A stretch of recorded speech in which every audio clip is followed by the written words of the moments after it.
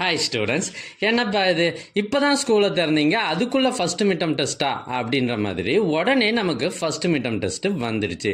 முக்கியமான கொஷின்லாம் எதுன்னு தெரியாத நிலமையில் இப்போ உங்களுக்காக நான் ஒரு ஒரிஜினல் கொஷின் பேப்பர் கொண்டு வந்திருக்கேன். இது இந்த வருஷம் 2024 ஒரு ப்ரைவேட் ஸ்கூலில் நடந்த original first midterm test question paper.